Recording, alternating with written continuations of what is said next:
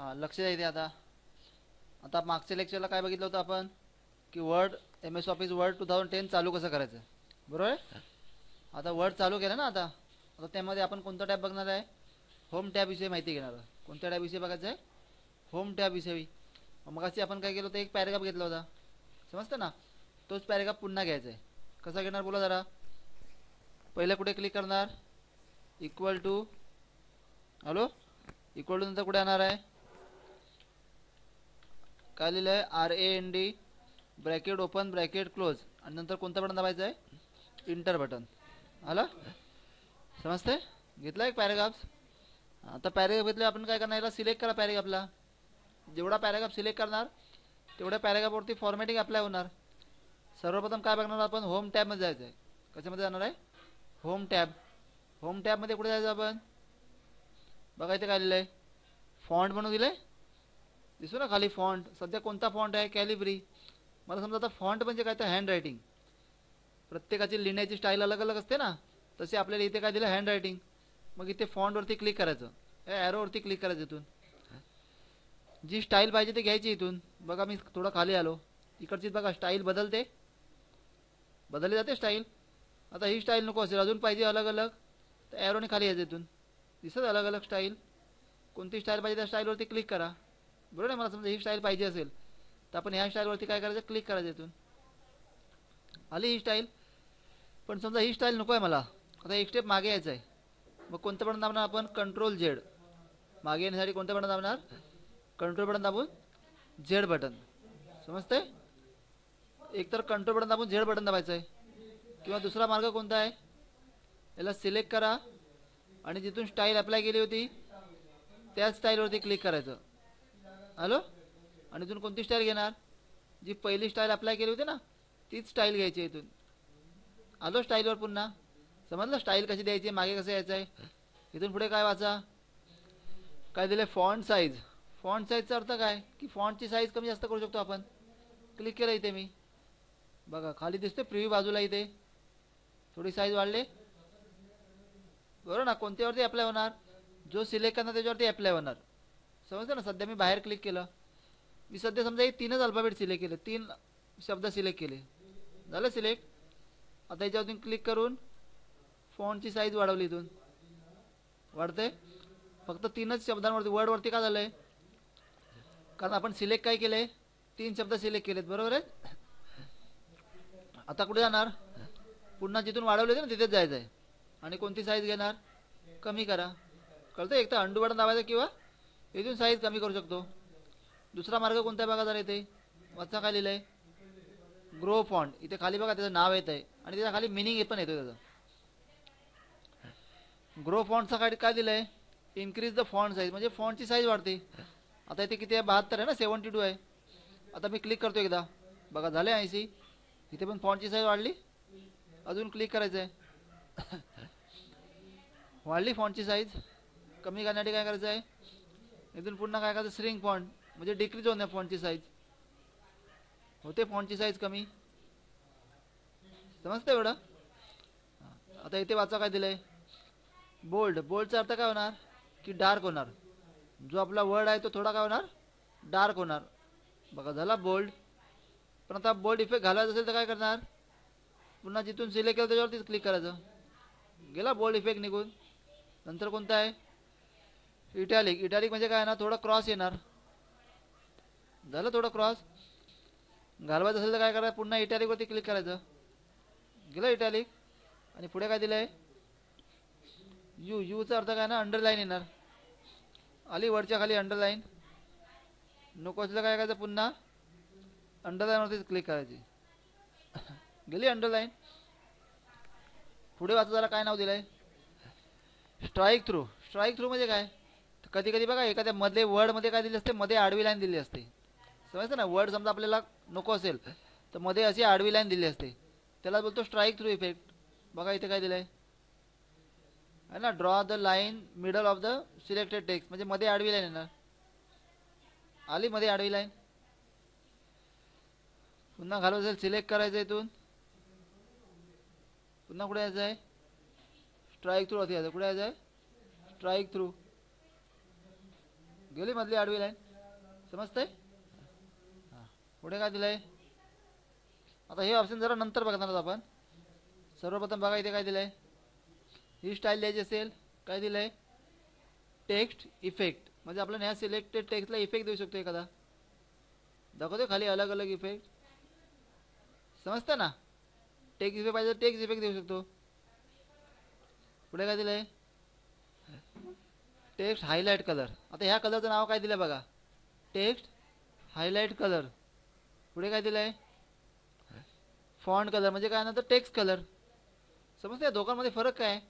इथे काय दिलं हायलाइट. बरोबर ना. म्हणजे काय होणार टेक्स्टला फक्त हायलाइट होणार. आणि इथे काय दिलंय फॉन्टचा कलर. आता हायलाइट कलर म्हणजे काय येणार बघा. आपण जे सिलेक्ट केलं ना त्याच्या बॅकग्राऊंडला कलर येणार. बघा इथे मी हायलाइटवरती क्लिक करतो. कोणता कलर पाहिजे तो घेतला इथून. आला बॅकग्राऊंडला कलर. परंतु फॉन्टचा कलर जो ब्लॅक होता तो तसाच राहिला आहे. बरोबर आहे ना. मग आता हा कलर चेंज करायचा तर काय करणार. इथून एवढं सिलेक्ट केलं. कलर दिला तो घालवायचा. तर कुठे जाणार आपण पुन्हा तिथे जायचं. Text highlight colour. आणि नको आहे तर काय करणार आपण नो कलर. बघा गेला कलर निघून. पुन्हा सिलेक्ट केलं. फॉन्टला कलर द्यायचा. कुठे येणार फॉन्ट कलरवरती जायचं आहे. कोणता कलर पाहिजे. जो कलर पाहिजे सिलेक्ट करा इथून. हॅलो झाला फॉन्टला कलर. नको असलं काय करायचं आहे. पुन्हा फॉन्ट कलरवरती जाऊन काय करायचं आहे ऑटोमॅटिक म्हणजे ब्लॅक कलर येणार पुन्हा. समजतंय. आला कलर एवढा. कळलं एवढ्यापर्यंत. हां आता इथे वाचा काय दिलंय. Clear formatting. काय अर्थ असणार क्लिअर फॉर्मॅटिंगचा. क्लिअर फॉर्मॅटिंग करतो म्हणजे काय तर आपण ह्याला अलग अलग स्टाईल देतो. बरोबर आहे ना. समजा आता किती दिले फॉन्टची साईज किती केली आपण 72. समजा मी ह्याला एखादी इफेक्ट देतो. अजून कोणता इफेक्ट दिला. हा वाला इफेक्ट दिला. बरोबर आहे. त्याला कलर दिला एखादा है ना. आणखी स्ट्राईक थ्रू इफेक्ट पण दिलाय. बरोबर आहे. एवढे इफेक्ट दिलेत. किती इफेक्ट दिलेत 5 ते 6 इफेक्ट दिलेत. पाहिजे तर बोल्ड केला अजून एक. आलं. आता हे सगळे इफेक्ट मला घालवायचे आहेत. आणि असा दिसतो ना नॉर्मल पॅरेग्राफ तसं नॉर्मल पॅरेग्राफ आणायचं आहे. म्हणजे त्याची साईज पण कमी झाली पाहिजे. इथून पण नॉर्मल फॉन्ट आला पाहिजे. बोल्ड इफेक्ट निघाला पाहिजे. आणखीन स्ट्राईक थ्रू पण इफेक्ट निघाला पाहिजे. तसेच कलर पण ब्लॅक आला पाहिजे. मग हे सर्व एकदम फॉर्मॅट घालवण्यासाठी कुठे जाणार आपण काय दिलंय क्लिअर फॉर्मॅटिंग. म्हणजे आपण क्लिअर फॉर्मॅटिंगवर क्लिक करणार तेव्हा याची सर्व फॉर्मॅटिंग निघून जाणार. बघा गेली सर्व फॉर्मॅटिंग निघून. आला नॉर्मल पॅरेग्राफ. समजतोय. आता या पॅरेग्राफला सिलेक्ट केलं मी. थोडी साईज वाढवतो. वाढवली थोडी साईज. हां इथे वाचा जरा पुढे काय दिलंय. चेंज केस. काय नाव दिलंय चेंज केस. आता चेंज केसचा अर्थ बघायचा काय. आता आपला हा जो पॅरेग्राफ आहे तो लहान म्हणजे स्मॉल लेटर्समध्ये आहे की कॅपिटल लेटर्समध्ये आहे तर कॅपिटल लेटर्समध्ये आहे. सॉरी मिक्स आहे ना. स्मॉल पण आहे आणखीन कॅपिटल पण आहे. पण समजा आता पॅरेग्राफ टाईप करून झाला आणि टाईप करून झाल्यानंतर मला हा पॅरेग्राफ समजा कॅपिटलमध्ये आणायचा आहे किंवा पूर्णच्या पूर्ण पॅरेग्राफ स्मॉल लेटर्समध्ये आणायचा आहे. तर कुठे जाणार आपण तो पहिला पॅरेग्राफ सिलेक्ट करणार. झाला पूर्ण पॅरेग्राफ सिलेक्ट. नंतर कुठे यायचं आहे काय लिहिलं आहे ते चेंज केस. हॅलो. आता चेंज केसमध्ये अलग अलग केस आहेत. पहिलं वाचा इथे काय दिलं आहे लोअर केस. काय दिलं आहे लोअर केस. लोअर केसचा अर्थ काय होणार की जेवढे अल्फाबेट आहेत सर्व ते सर्व लोअर म्हणजे काय येणार स्मॉल लेटर्समध्ये येणार. समजतं ना. प्रत्येक वर्ड प्रत्येक अक्षर लहान लिपीमध्ये येणार म्हणजे स्मॉल लेटर्स. आणि जर का आपण अप्पर केस घेतलं तर काय होणार सर्व अल्फाबेट कसे येणार कॅपिटल लेटर्समध्ये. समजते. या दोघांमधला फरक कळाला काय. लोअर म्हणजे काय येणार सर्व स्मॉल. अप्पर म्हणजे सर्व कॅपिटल. समजतं एवढं. आता इथे पुढे वाचा काय दिलंय सेंटेन्स केस. सेंटेन्स केसचा अर्थ काय की ज्यावेळी फुल स्टॉप दिलेला असेल. समजतंय ना. तर प्रत्येक फुल स्टॉपच्या नंतर येणारा पहिला अल्फाबेट कसं असणार कॅपिटल. बघा इथे फुल स्टॉप आहे ना नंतर पुढचा अल्फाबेट कॅपिटल. समजतंय. याला बोलणार सेंटेन्स केस. समजले 3 केस.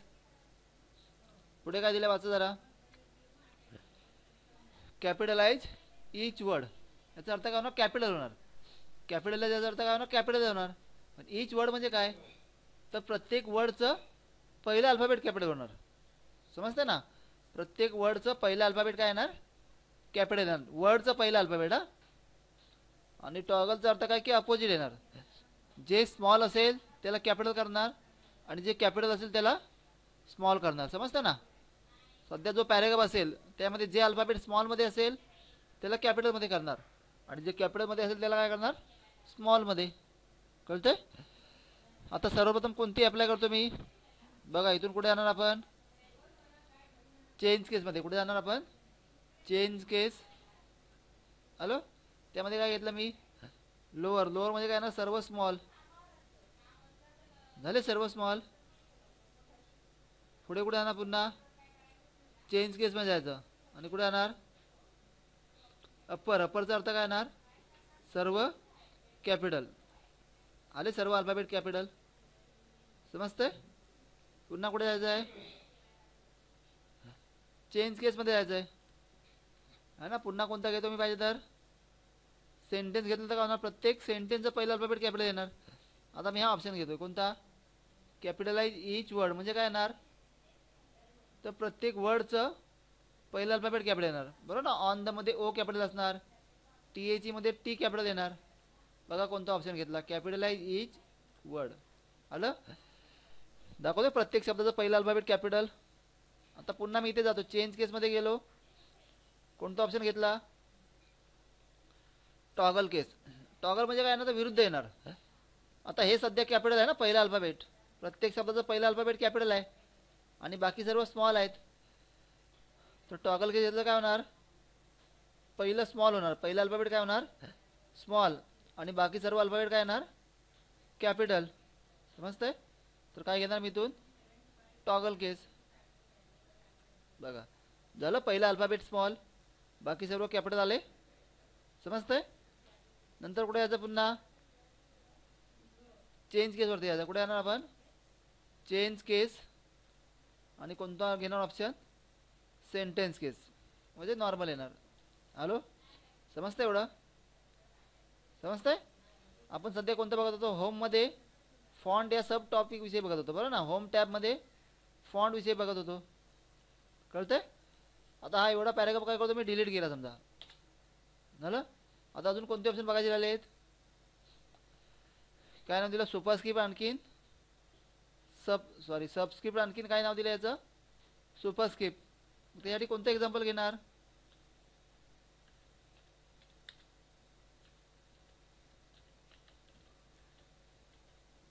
बघा मी काय लिहिलं आहे H2O लिहिलं आहे आणखीन 31 मार्च आणि त्यांची थोडीफार साईज वाढवली. इथून जगानं सिलेक्ट केलं आणि इथून काय केली साईज वाढवली. बरोबर आहे. आता आपण जेव्हा H2O लिहितो त्यावेळी हा 2 जो नंबर आहे ना तो कुठे असतो इथे वरती असतो इथे खाली लिहिला असतो. तर H2O लिहिताना 2 कुठे असणार खाली असणार. बरोबर आहे. मग त्यासाठी कुठे जाणार आपण काय नाव दिलं आहे सबस्क्रिप्ट आहे ना. ते खाली पाहिजे असेल काय घेणार सबस्क्रिप्ट. आला इथे 2 नंबर खाली दाखवतोय. आता 2 घालवायचा असेल म्हणजे पुन्हा नॉर्मल आणायचं असेल तर त्याला सिलेक्ट करा. दाखवतो इफेक्ट सबस्क्रिप्ट त्याच्यावरती क्लिक करा गेला इफेक्ट.